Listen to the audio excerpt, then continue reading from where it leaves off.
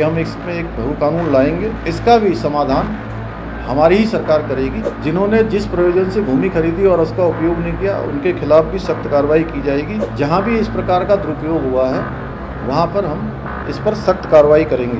नमस्कार, आप देख रहे हैं न्यूज़ 31 और मैं हूं आपके साथ किरण। उत्तराखंड में लंबे समय से सख्त भू कानून की मांग की जा रही है, जिसको लेकर अब उत्तराखंड की धामी सरकार हरकत में आई है। आपको बता दें, शुक्रवार 27 सितंबर को मुख्यमंत्री पुष्कर सिंह धामी ने उत्तराखंड में भू कानून को लेकर सचिवालय में प्रेस वार्ता की और कई अहम जानकारी दी।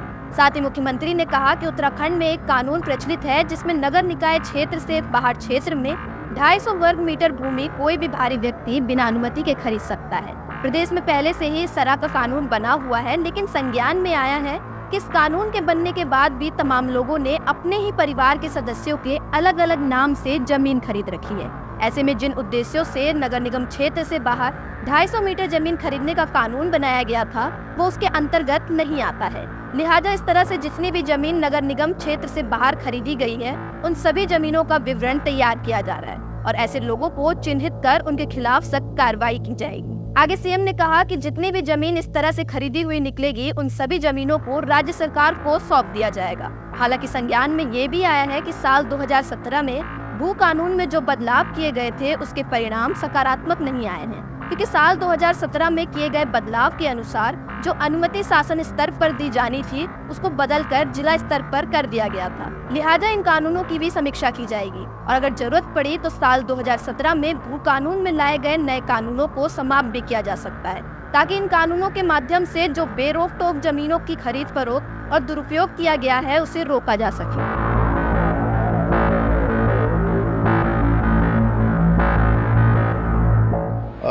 प्रावधानों के अंतर्गत नहीं आते, लेकिन ज़मीनें खरीदी हैं वो सारी ज़मीनें राज्य सरकार में निहित की जाएंगी।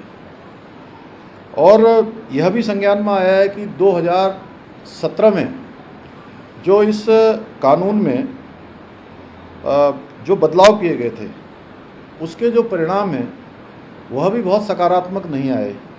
जो पहले क्या था कि शासन स्तर पर उसकी अनुमति दी जाती थी, वो अनुमति जिलाधिकारियों को दे दी गई और उस जिला जो 12.5 एकड़ जो इसकी अधिकतम सीमा थी वो ख़त्म कर दी गई थी। ऐसे जो प्रावधान हैं इनकी भी समीक्षा करेंगे और आवश्यक होगा तो इन प्रावधानों को भी समाप्त करेंगे, जिससे कि जो ज़मीनों की खरीद फरोख्त है, ज़मीनों की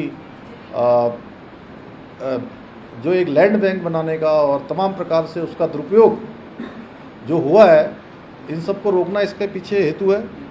और जिन लोगों ने भी जिस उद्देश्य से भूमियां खरीदी हैं, चाहे वो पर्यटन के लिए, उद्योग लगाने के लिए, निवेश करने के लिए या व्यावसायिक प्रयोजनों के लिए जिन्होंने भूमि खरीदी और उसके बाद उस भूमि का उन्होंने उस प्रयोजन के लिए उपयोग नहीं किया, ऐसी ज़मीनों का भी हम विवरण तैयार करा रहे हैं। और ऐसे लोगों के विरुद्ध भी जिन्होंने जिस प्रयोजन से भूमि खरीदी और उसका उपयोग नहीं किया, उनके खिलाफ भी सख्त कार्रवाई की जाएगी और ऐसी ज़मीनें भी राज्य सरकार में निहित की जाएंगी जो इन कानूनों के तहत जिस प्रयोजन के लिए ली गई थी, लेकिन वो प्रयोजन उन्होंने पूरा नहीं किया।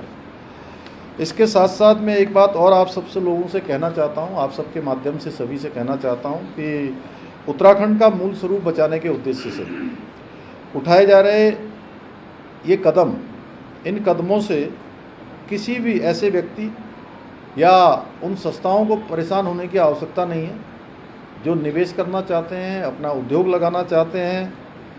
पर्यटन, शिक्षा, उद्योग, व्यापार आदि विभिन्न क्षेत्रों में जिससे रोजगार का सृजन होता है, हमारी अर्थव्यवस्था सुदृढ़ होती है, उनको बिल्कुल भी इसमें कतई चिंतित होने की आवश्यकता नहीं है कि उनको किसी प्रकार से इसका प्रभाव होने वाला है। वो काम हम बिल्कुल भी प्रभावित नहीं होने देंगे, क्योंकि हमारी प्राथमिकता है कि निवेश भी हो यहाँ पर्यटन के क्षेत्र में, उद्योग के क्षेत्र में, स्वास्थ्य के क्षेत्र में, शिक्षा के क्षेत्र में।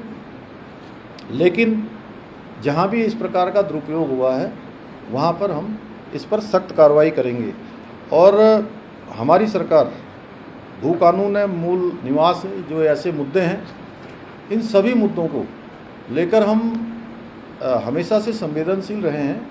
हम संवेदनशील हैं और अगले बजट सत्र में हम उत्तराखंड की जो भौगोलिक परिस्थितियों के अनुरूप इस पर चूँकि पहले से एक कमेटी बनी हुई है, कमेटी काम कर रही है, प्रारूप बनाने के लिए कमेटी का गठन भी किया हुआ है, मुख्य सचिव की अध्यक्षता में उसमें काम चल रहा है और इसके अनुरूप एक वृहद भू कानून लाने के लिए हम प्रयासरत हैं कि हम इसमें एक भू कानून लाएंगे।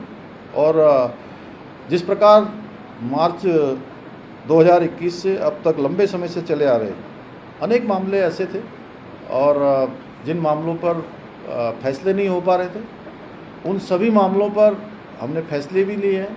चुनौतीपूर्ण मामले रहे हों उनका भी निस्तारण किया है, हमारी ही सरकार ने किया है। उसी प्रकार में आप सबके माध्यम से देवभूमि उत्तराखंड की जनता को ये विश्वास दिलाना चाहता हूँ जो उत्तराखंड में है और देश दुनिया के किसी भी कोने में है, हम इस भू कानून के मुद्दे को, इसका भी समाधान हमारी ही सरकार करेगी, इसमें कोई संशय नहीं है। हमारे मन में किसी प्रकार का कोई संदेह भी नहीं है। हम सबकी भावनाओं के अनुरूप, सबकी संभावनाओं के अनुरूप सारे हमारे पक्षों से वार्ता करने के बाद सभी जो विशेषज्ञ हैं अनेक विषयों के, उन सब का परामर्श लेकर हम इस पर भी काम करेंगे और इस पर भी निर्णय लेंगे।